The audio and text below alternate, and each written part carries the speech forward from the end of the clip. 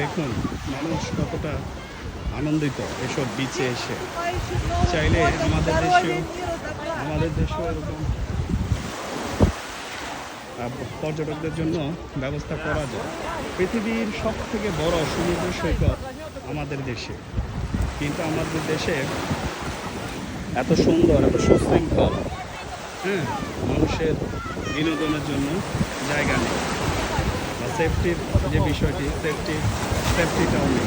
তো সেফটিটা থাকলে পৃথিবীর সকল দেশ থেকে মানুষ আমাদের দেশেও আসতো, তারাও পরিবার সবাইকে নিয়ে।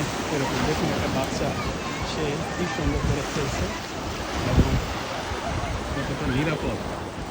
দেখুন সাগর, বিশাল সাগর, পরিবার দেখুন কত